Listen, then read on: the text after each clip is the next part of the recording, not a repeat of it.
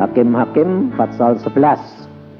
Adapun Yefta, orang Gilead itu adalah seorang pahlawan yang gagah perkasa. Perhatikan loh, ini firman Tuhan, bukan saya. Tetapi ia anak seorang perempuan sundal. Ayah Yefta ialah Gilead. Juga istri Gilead melahirkan anak-anak lelaki baginya. Setelah besar anak-anak istrinya itu, maka mereka mengusir Yefta. Katanya kepadanya, engkau tidak mendapat milik pusaka dalam keluarga kami, sebab engkau anak dari perempuan lain.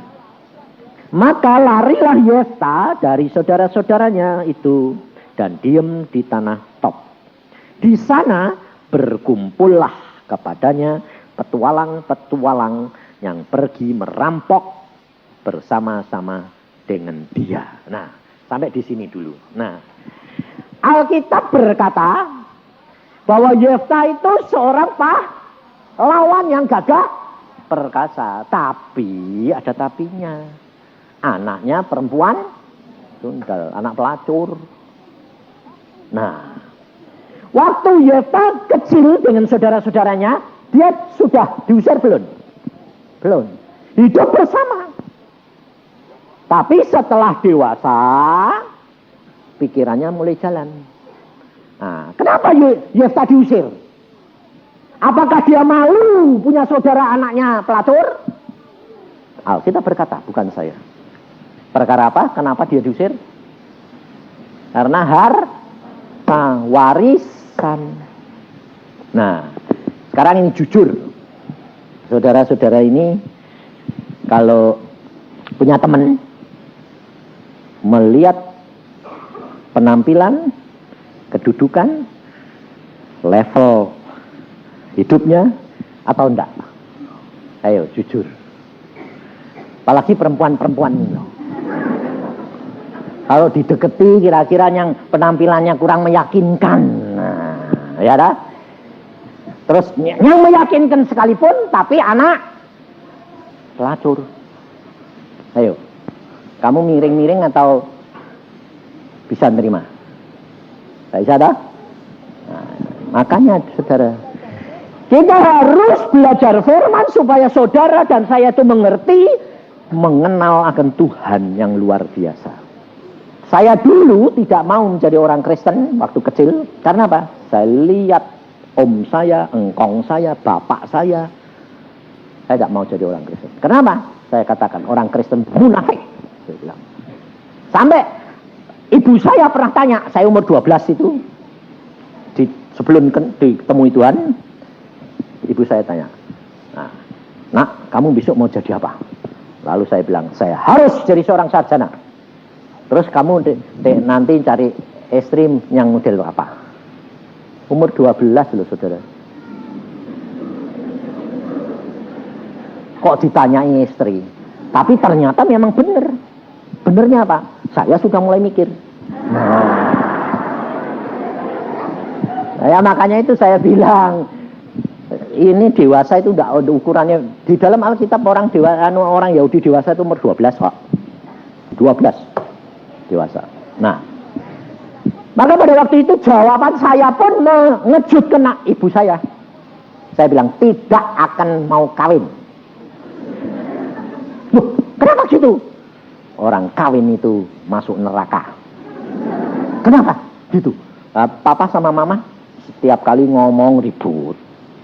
Ngapain punya istri? Ribut terus aku bilang. Itu sebelah om ya ribut. Ngapain punya istri? Penderitaan. Mama kaget. Loh, kamu ini anak laki pertama saya kok punya pikiran yang jelek gitu. Iya loh, kenyataan. Belajar dari apa yang dilihat. Pengalaman orang tua itu pelajaran yang baik. Tapi saya itu heran. Kenapa heran? Ribut terus, tapi kok anaknya banyak. Nah itu. Sebab saudara saya 9. Tapi tiap kali ngomong ribut. Lah kan bingung tuh, ini anak kecil gak ngerti papa ini piye tuh. Gak ngerti.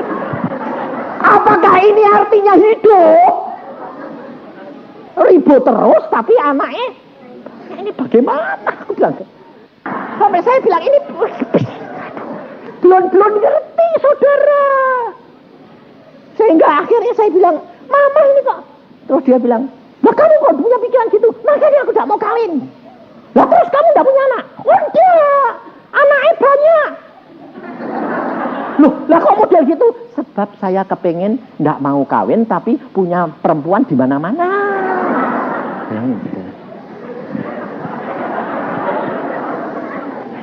Bayangin umur 12 loh. Itu ndak orang super mata keranjang. Lah itu saya saudara. Makanya saya bilang, saya ini dulu punya watak itu jeleknya luar biasa. Super mata keranjang, super mata duitan, super sombong. Kenapa?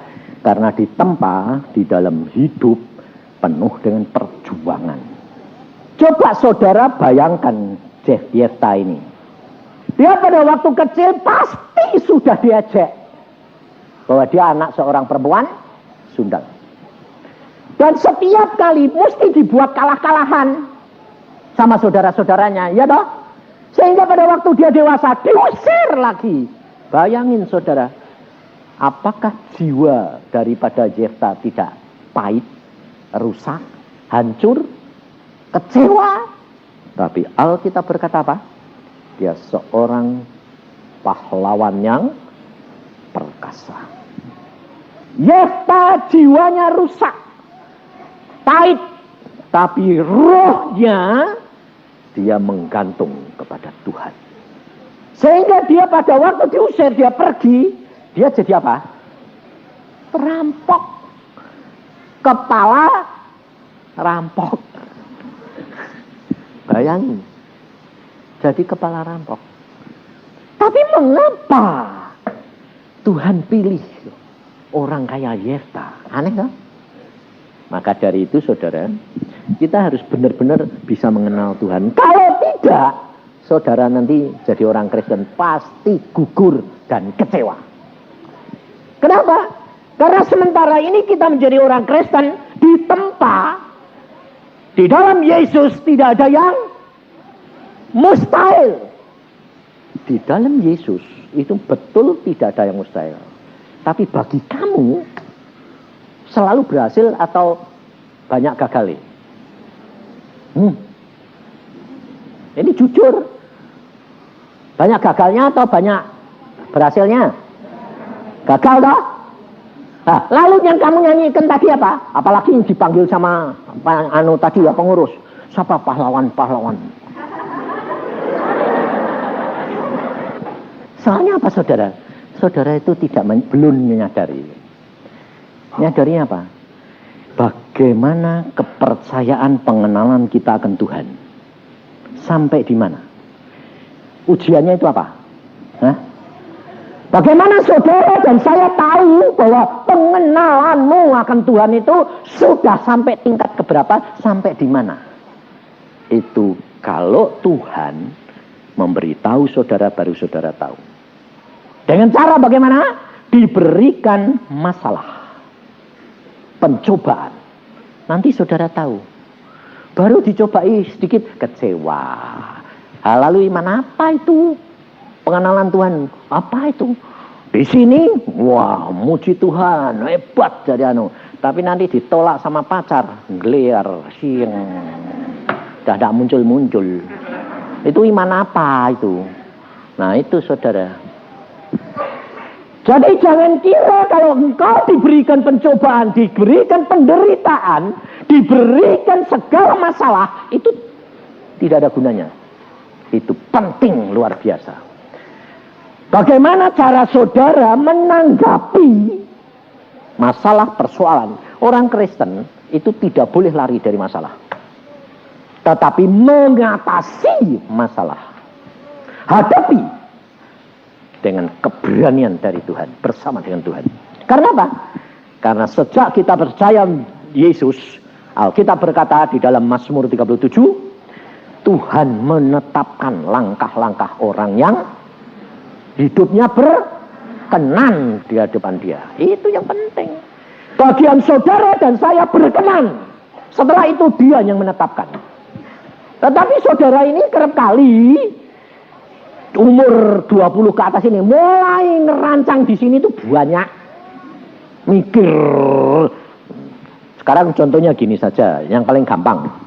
Saudara kalau punya keinginan mau sekolah di mana atau mau kerja di mana, mikir dulu, cari dulu baru berdoa, atau doa dulu sampai Tuhan ngomong baru kerja.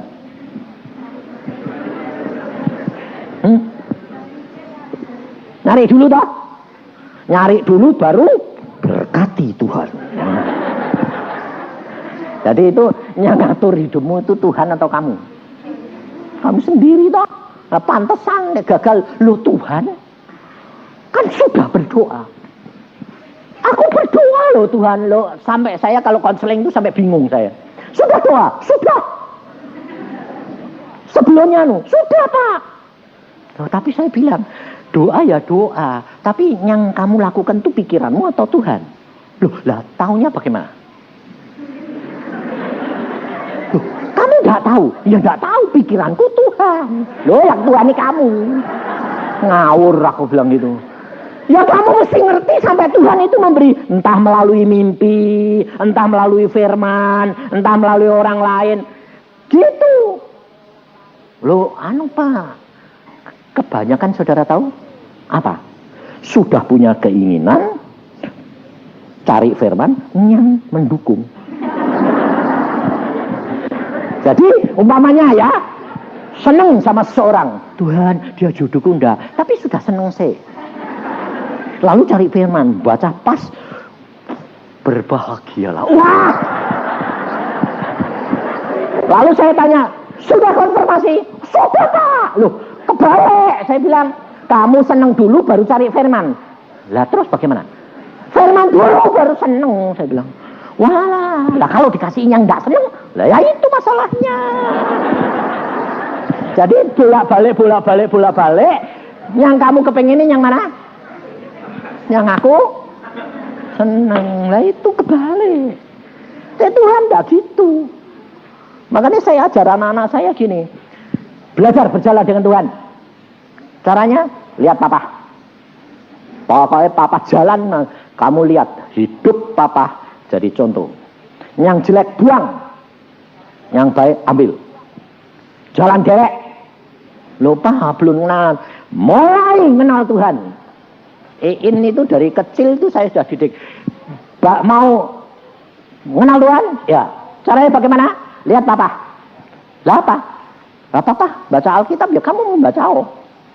Papa kok baca aja dari Alkitab? Itu sumber segala-galanya.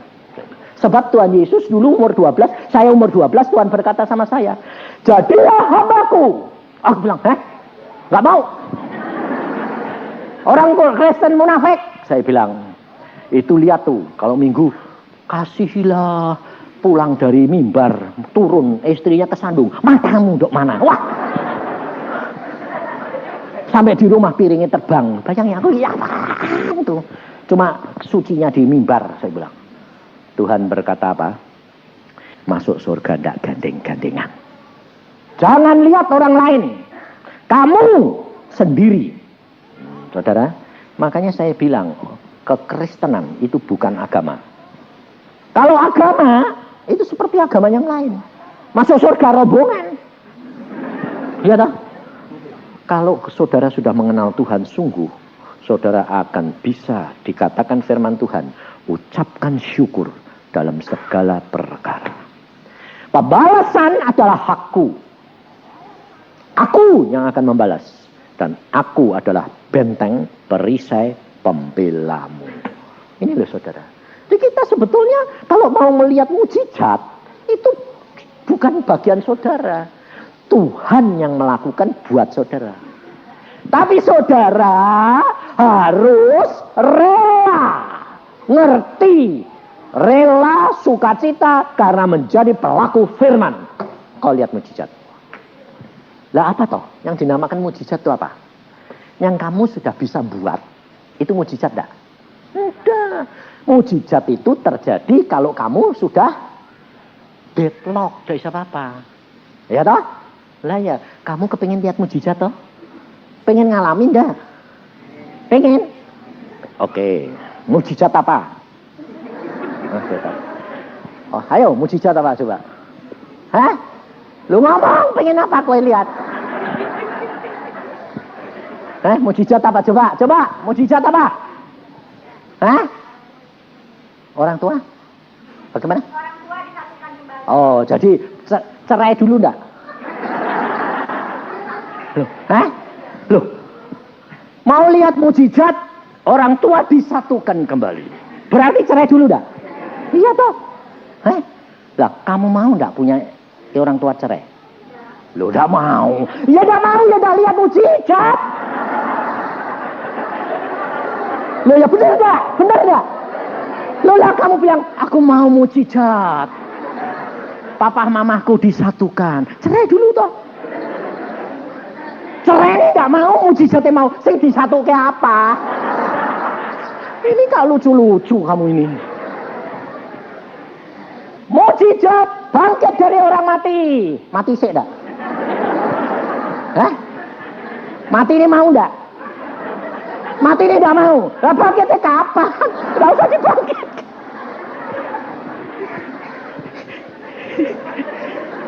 Mikirmu itu bagaimana?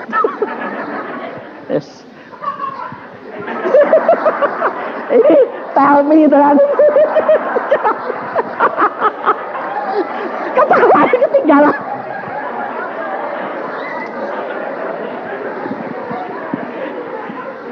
Hidup kekristenan, saudara, itu bukan khayalan, bukan teori, itu kenyataan.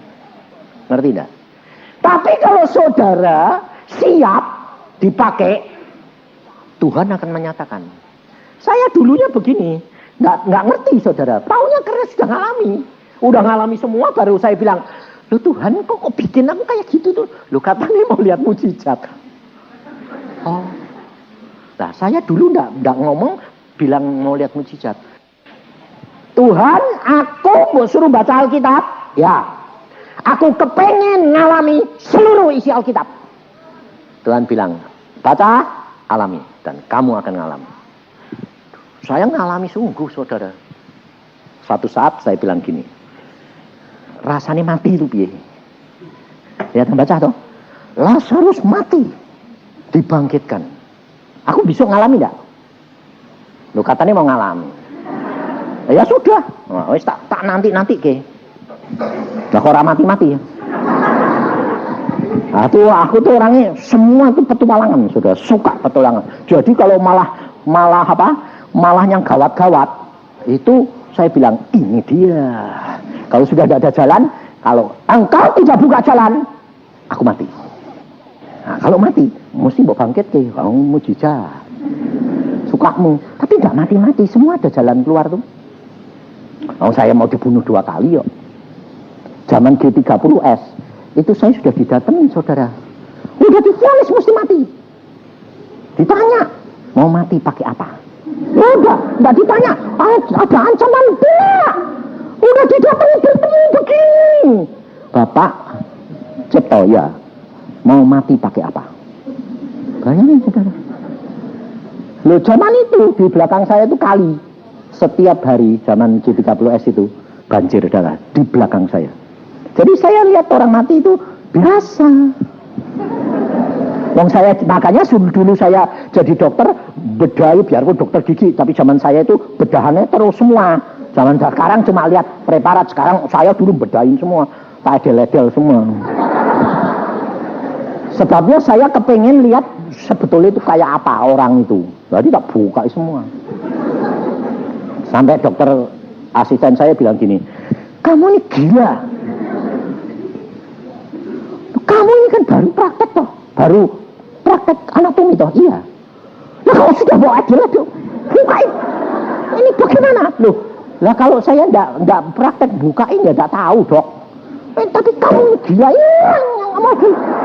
Ya enggak, tapi kan sudah mati toh, aku bilang. Ngerti? Saya tuh sekolah kedokteran 2 kali lah biasa saudara. Tapi lihat mujizat terus, kenapa? Ya itu. Masuk itu. Bayangin saudara, saya doa, Tuhan saya mau ujian ini. Waduh, antrinya banyak sekali. dosen ini, antri semua Tuhan. Yang sepi cuma itu. Dokter itu cuma 4 orang. Tapi saya tanya, kenapa sih dokter Sigit itu kok tidak ada sing ujian sama dia? Killer. Kalau ujian sama dia minimal 6 bulan baru lulus. Satu fak, ya pasti gugur terus. Nah, wis. Terus akal kita kan coret, ya toh? Kita mintanya baik hati. Sembayang, Tuhan aku minta dosen ini ya Tuhan. Ngomong dia, Sigit.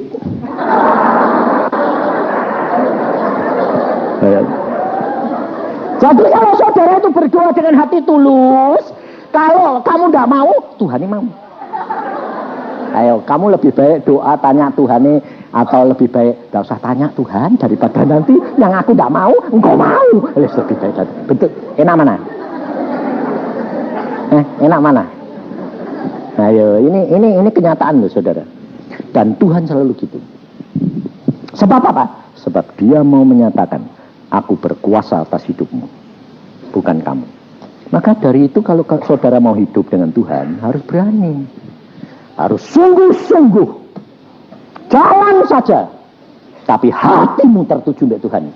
Meskipun jalanmu seperti Yefta, seolah-olah di hadapan dunia dia perampok, dia anak orang perempuan sundal, tapi di hadapan Tuhan hatinya seorang pahlawan.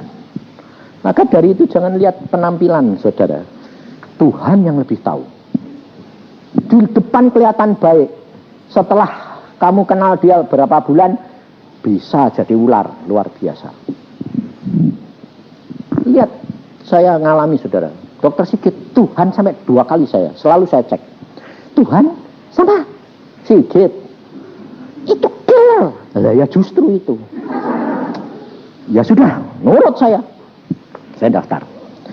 Mas, saya mau daftar ujian. Saudara tahu langsung ngomongannya.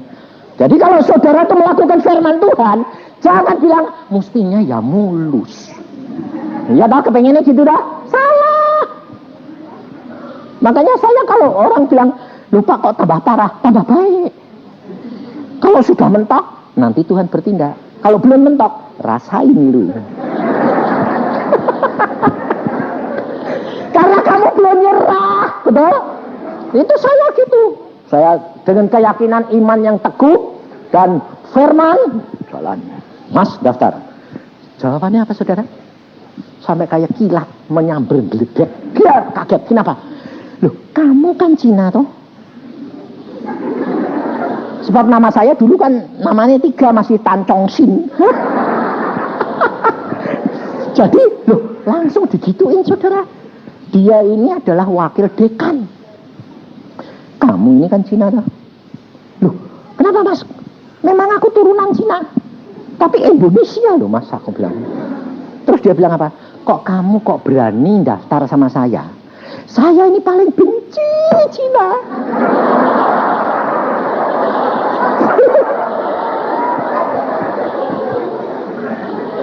Dia bilang apa? Itu tak ditambahin lagi. Nggak ada Cina yang tes sama saya lulus. Halo, nggak maut. Maut itu jalan buntu dah. Jalan buntu. Seperti Yefta diusir. Saya bilang, wah lah aku nih, loh mas, ya jangan gitu dong mas. Aku ini orang Indonesia mas. Cuma kebenaran turunannya Cina. Ya piye mas, aku bilang gitu. Nah, dia ngasih kesempatan. Kamu boleh cari dosen lain atau tetap sama saya. Nah, saya ingat firman, orangnya nekat saya. Tetap sama mas. Saya sama teman saya, dua-dua Cina. Dia dengar gitu langsung. Terus dia bilang, kamu terus pak, aku terus. Ya wes aku turut terus. Dia turut saudara. Akibatnya apa? Dia sama-sama Kristen nih. Dia Dia pindah ke Jakarta, jadi dokter gigi di Jakarta. Saya hampir out, iya. Pertama habis dites, tidak ada satu yang bisa. Tanyaan itu memang aneh-aneh, sengaja dia jatuhin, no. Sengaja. Dia bilang, kamu ini satu aja tidak bisa. Tidak bakal bisa masak. Tidak bakal bisa masak. Kenapa? Lah tanyaanmu aneh-aneh kok. Lalu dia bilang, ya sudah, ambil buku. Buku apa, Mas? Bahasa Jerman. Aduh, Jerman. Kalau bilang tidak bisa, Mas. Belanda, tidak bisa. Prancis, udah bisa. Inggris. Aku Inggrisku tuh dulu di SMA dapat 4. Saya tuh ngaku jujur, saudara. Nah, lalu dia bilang apa? Cino goblok.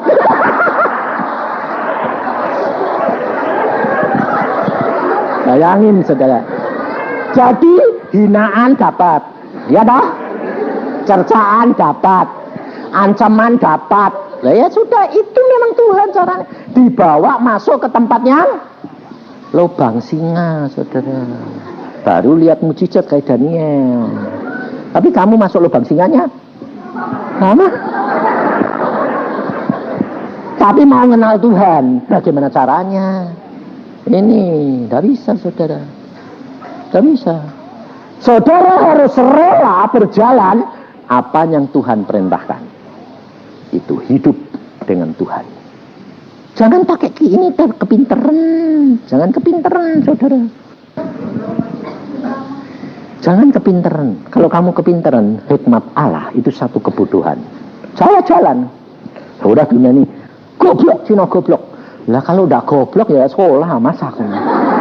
Kalau udah bodoh tidak mungkin saya sekolah. Malah bodoh ini minta diajari sama Mas, aku bilang itu. Saudara tahu? Allah Bapakku di surga pembelaku, luar biasa. Sebab tahu dia bilang, oke, ambil buku Jerman, ambil. Dibacain dia, tidak dalam bahasa Jerman, bahasa Indonesia. Diterjemahkan sama dia. Aku bacain, aku ajarin kamu semua pertanyaanku. Saya jabarkan dan jawabannya. Dalam waktu 3 jam, saudara, diajari khusus. Setelah itu dia bilang, besok datang, tes lagi. Kalau kue tidak bisa, tak keluar dari universitas. Ya, nah, Tuhan luar biasa, saudara. Apanya diomongin dia langsung kayak komputer kerekam. Langsung besoknya Sumadep dites. Semua yang diajarkan cum laude.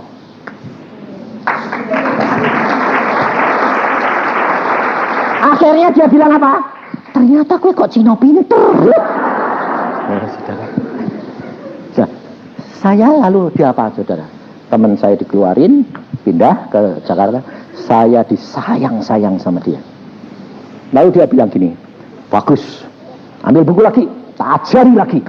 Besok kamu tes sama prof. Kalau tidak lulus tak gantung. Nah aku bilang gini, asal tanyaannya jangan lebih dari ceritaan Mas. Nah ya toh. Ya betul enggak? Lah tidak dipelajari ya tidak bisa. Nah, dia kan asisten kepala. Baik, dia bilang, ceritain semua. 3 jam lagi. Jadi tidak usah ajar lah. Lumayan. Jadi dia yang cerita, habis itu besok dihadapkan, dituntun sendiri. Kalau daftar sama prof itu butuh sebulan. Ini tidak usah daftar. Diajak, digandeng sama dia. Prof, tolong ini tes murid saya. Kalau dia tidak lulus, tak gantung.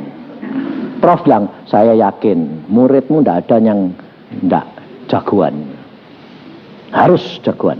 Besok dites, dia nungguin, saudara. Di sebelah saya, ya biarin. Pokoknya jawab pertanyaannya tidak lebih dari cerita dia, toh. Asal menceng sedikit saya bilang. Ya toh, salah dia bukan salah aku. Oh dia tidak cerita, salahmu. Saudara tahu? Profesornya sampai geleng-geleng. Ini baru murid Sigit. Saudara tahu, kumlot dirangkul sama dia. Aku itu paling benci sama Cina karena apa? Aku dulu tuh menderita gara-gara Cina. Tapi aku ketemu kamu, aku kok iso seneng Cina. Saudara tahu?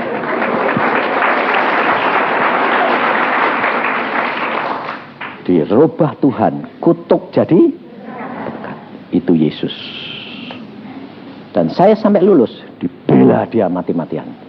Jadi saya praktek anatomi tak diedel itu, dia datang tuh marah, saudara. Karena apa? Teman saya dimarahin semua. Ini siapa? Teman saya kurang ajar. Dia, kok ini kamu? Wah, aku ini kurang ajar saya. Aku ini, lah, kamu yang ngajari kok. Lah aku memang tak dedel ya. Terus dia bilang, kamu? Iya mas aku. Wah, saudara, dia marah enggak. Semua kumpul di papan tulis, diceritain sama dia yang tak dedelin tadi. Aku bilang, semua ditandatangani tanpa dites. Teman saya sampai bilang, enak ya ikut kamu. Dapat tanda tangan tanpa dites. Saya bilang, saudara, sampai saya lulus dibela mati-matian sama dia.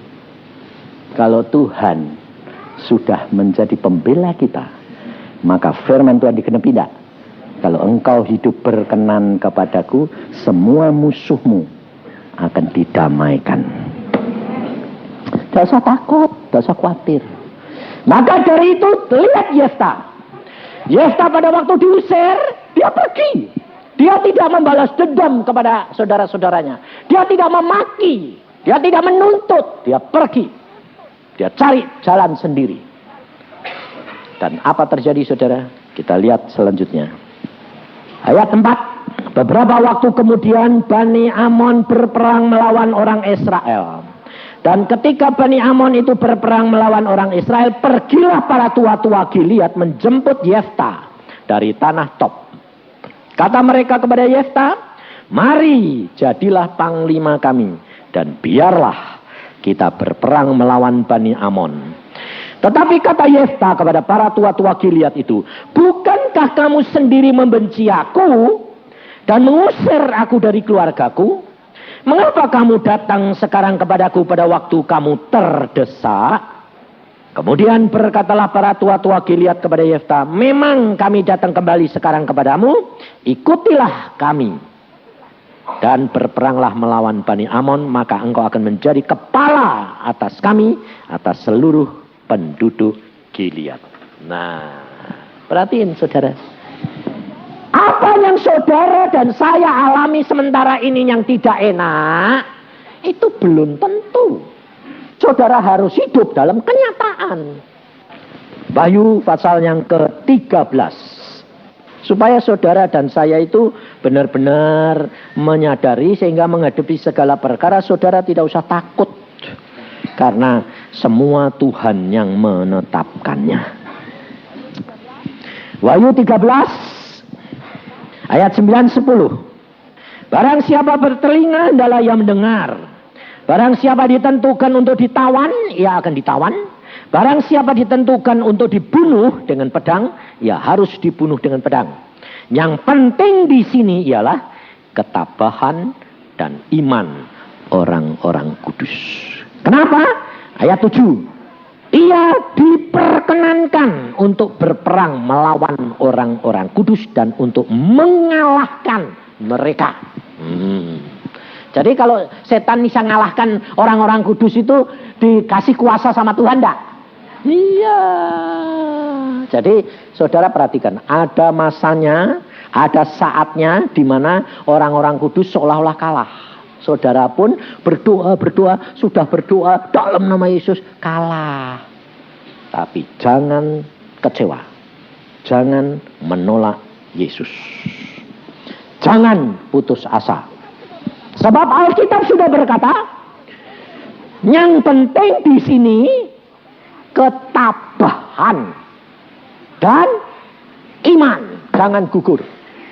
Karena kalau harus mati, matilah, masuk surga aja kok. Ngapain pusing-pusing? Yang harus ditawan, ditawanlah. Tapi pasti Tuhan buka jalan. Jangan saudara bilang, oh Pak ini menderita. Siapa bilang? Saya ngalami semua saudara. Semua Tuhan Yesus sudah berkata apa? Pasanglah kuk yang aku pasang. Karena kuk yang aku pasang itu enak dan ringan. Engkau tidak akan dicobai lebih dari kekuatanmu. Jadi apapun yang menimpa kita sudah diukur sama Tuhan. Kamu pasti sanggup. Jadi tidak usah takut saudara. Saya ngalami semua dari kecil. Gila-gilaan. Tapi kalau Tuhan bilang alami, ya kuat tuh. Nyatanya kuat. Sampai saya bilang, loh Tuhan kok aneh sih. Kuat. Kalau Tuhan bilang jalan-jalan aja. Makanya saya itu dulu saudara dikasih istri itu sudah saya bilang Tuhan, jodohku itu siapa sih Tuhan? Nah aku tidak mau tanya karena apa? Saya kalau tanya nanti pasti kalau dia sudah ngomong aku mesti nurut. Jadi aku tidak mau tanya. Lalu saya pacaran sama orang. Ini gonta ganti. Lah memang rencananya kan memang gitu. Jadi ganti. Nah, Tuhan itu tahu watak saya. Kalau tidak ditunjuk, pasti nanti nakali luar biasa. Wong sudah ditunjuk jam masih nakal loh. Apalagi tidak ditunjuk. Tuhan tahu watak saya, dia ngomong saudara. Malam-malam saya diimpin. Ada perempuan kurus pakai ekor kuda jalan jendit kayak kuda. Aku bilang perempuan jalannya kayak kuda. Itu dalam mimpi sudah ngomong gitu. Bangun saya sembahyang, Tuhan aku kok lihat perempuan jalannya kayak kuda itu siapa sih Tuhan? Itu buat apa engkau tunjukin? Itu jodohmu mateng kowe. Apa? Itu jodohmu. Waduh. Loh Tuhan, aku tak seneng. Nurut aku atau mau jalan dewek? Nurut. Nah, sudah. Lah kok krempeng? Tipis kayak gitu. Aku seneng sing malah itu lah. Aku bilang. Bayangin saudara. Aku seneng yang molor dikasih yang tipis. Itu Tuhan. Makanya hati-hati. Perempuan-perempuan semua yang ganteng kayak sing jelek. Jangan kepengen apa-apa, turut Tuhan aja. Laki-laki itu jangan gitu, masa bodoh segala. Jalan aja. Sebab apa? Apa yang kamu pikirkan belum tentu. Apa yang kamu inginkan belum tentu. Tapi kalau engkau mengikut Tuhan, semua kesenangan dan keinginanmu tergenapi. Ini saya alami. Waktu saya tahu gitu tipis Tuhan. Itu paling baik buat kamu. Ya sudah. Ya, jadi saya enggak, karena saya enggak senang kan enggak ingat-ingat. Nah, belum tahu kok. Wong muka enggak dikasih tahu, cuma dilihatkan jalani. Ya beneran, nah, bilang. Enggak taunya saudara, setahun kemudian ternyata itu teman kelas, wakil ketua kelas lagi. Saya ketua kelas, dia wakil saya. Saya enggak ngerti kalau dia. Padahal yang seneng dia itu orang banyak. Tapi saya enggak seneng, tipis kok. Tingginya 156, berarti cuma 37. Tipis, keringkeng. Itu, saya orang TBC. Jadi saya enggak pernah ketarik. Dia pun enggak ketarik saya, kenapa? Dia putih, saya hitam. Nah, suatu saat, karena sudah telat, dia wakil saya bilang, kamu cepat ngambil kapur. Kok kamu tugasmu lalaikan? Wah, dia jalan saudara. Di depan saya kaget. Loh kok dia? Waduh, matengnya. Dia ternyata saudara.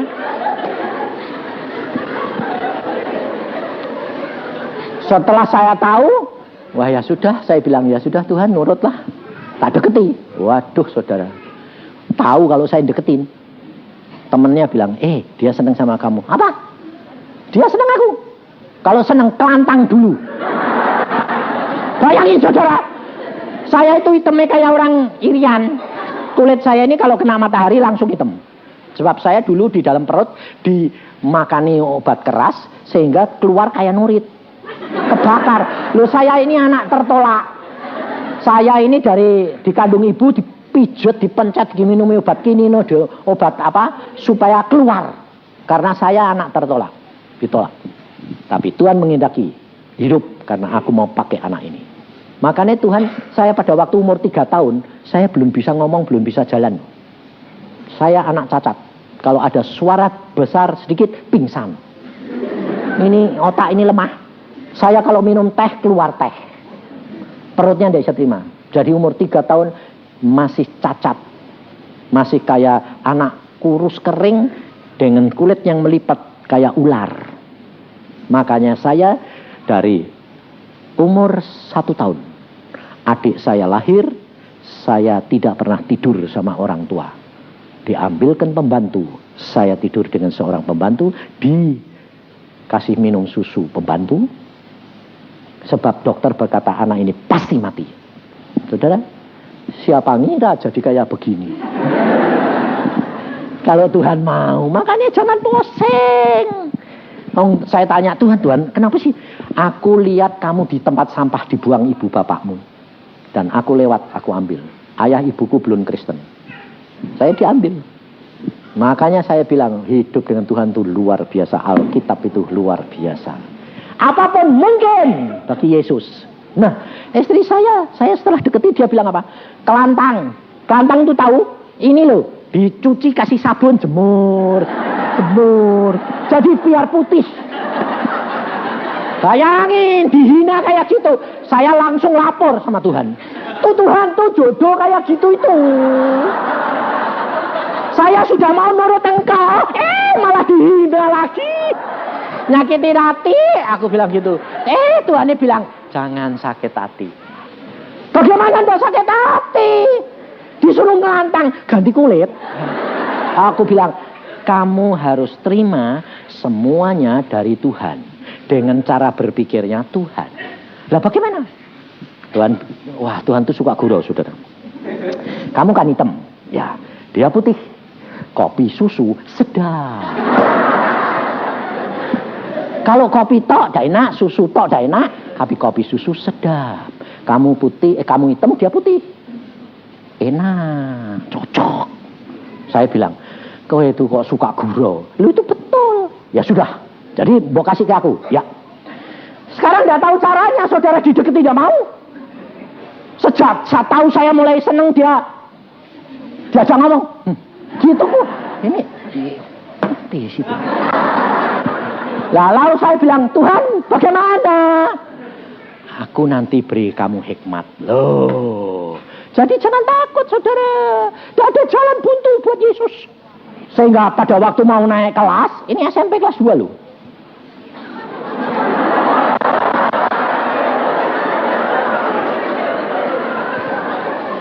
Jadi pada waktu mau naik kelas, Tuhan bilang, kamu kan kepengen semua naik kelas. Oh iya, bagi kelompok. 5, ini diajar temanmu yang pintar lah. Dia masuki kelompok kamu. Ajari kamu. Nah terus, ya sudah saya nurut. Ayo bagi supaya naik kelas semua. Memang kelas saya selalu tidak ada yang tinggal kelas. Dari SMP kelas 2 sampai SMA tidak ada yang tinggal kelas. Semua lulus. Sebab saya bimbing caranya begitu. Nah, dia tak ajari, tidak tak ajari, saudara. 5 orang, 4 tak ajari. Dia tak ajari, tapi tidak selesai. Terus dia bilang, loh, aku kok tidak selesai sendiri? Lah, waktunya sudah habis kok. Lalu dia bilang, lah, aku besok tidak bisa. Lah, terus biar bagaimana? Ya sudah, kalau gitu, nanti pulang mampir rumah saya. Ajari ke, oh bener lah. Dia yang minta, bukan aku yang mau. Nah, ngerti caranya Tuhan. Hikmat Allah itu luar biasa. Saya dulunya tidak tahu maksudnya Tuhan apa. Gini, waduh. Akhirnya saudara, dia mengenal pribadi saya, dia berkata, ini orang yang aku butuhkan. Jadi lulus SMP itu dia bilang, Aku mau sekolah ke SGKP. Kamu mau ke mana? SMA, terus nanti ke dokteran. Saya bilang, oke. Tapi kasih dong foto, kasih apa? Wah. Saya pacaran sama dia 13 tahun. Sampai akhirnya jadi istri saya. Tahu saudara? Dan Tuhan itu luar biasa. Dari berat 37. Krempeng tipis gitu. Setelah menikah, melar, lecet. Moloh. Wah! Sekarang bukan moloh lagi. Gemuk. Karena beratnya sekarang 70. Komplit tak saya dapat? Jadi kurus pernah, moloh pernah, gendut pernah. Komplit loh. Jadi apa yang saya dulu kepengen dapat semua enggak? Itu Yesus.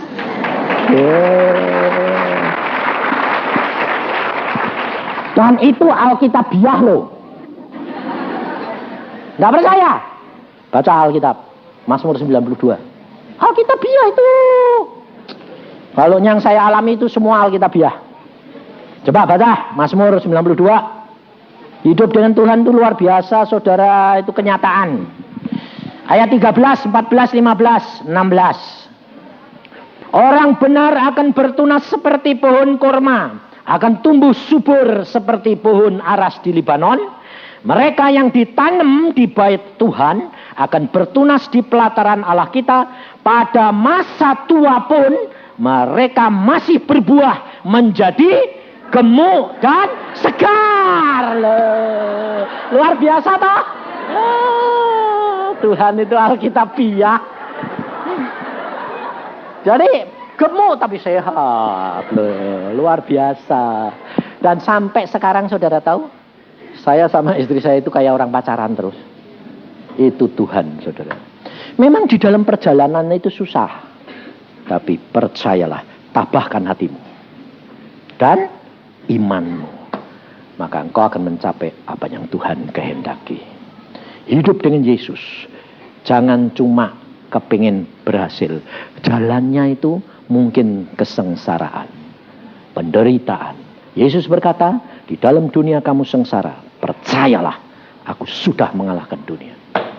Semua sudah diatur dia, dan kau berjalan dan ucapkan syukur, karena langkahmu ditetapkan oleh Tuhan. Amin. Mari kita berdoa. Tuhan Yesus, firman-Mu sudah hamba sampaikan. Engkau tahu keadaan anak-anak muda di tempat ini, Tuhan. Tidak ada seseorang pun yang lewat. Dan Engkau yang tahu. Berbicaralah Tuhan Roh Kudus. Beritahukan situasi dan kondisi anak-anak-Mu. Supaya mereka tahu di mana mereka berada. Sedang apa. Jangan rendah diri. Jangan kasihan diri sendiri. Yefta, anak seorang pelacur sekalipun, dibenci keluarganya sekalipun, dia tidak khawatir, takut. Akhirnya Yefta menjadi seorang pahlawan, pemimpin, bahkan raja, karena iman dan pandangannya hanya kepada Yesus.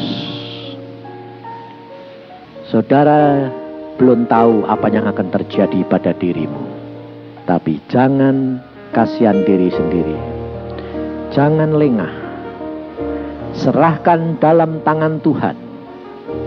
Jangan kamu membatasi Tuhan dengan cara kamu berkata, aku mau Tuhan, tapi jangan begini, jangan begitu. Kamu harus punya iman seperti Yesus. Tunggu waktunya Tuhan. Segala sesuatu ada waktunya. Tuhan sudah menetapkan langkah-langkah orang beriman. Kalau saudara sedang gundah, sedang frustrasi, katakan, hai jiwaku, percayalah, tabahkan hatimu, kuatkan imanmu, percayalah Tuhanmu yang akan menyelesaikan masalahmu. Roh Kudus penolongmu, dia akan berkarya buat kita. Dia tidak pernah terlambat, tapi dia tidak pernah tergesa-gesa. Dia Allah yang luar biasa. Berdoa. Hadapkan masalahmu kepada Tuhan. Berdoa. Tuhan mau mendengar. Koye kiki akarata syakata kaya kata. Tuhan, dengar doa anak-anakmu saat ini. Dengar Tuhan. Engkau yang berkarya. Berbicaralah.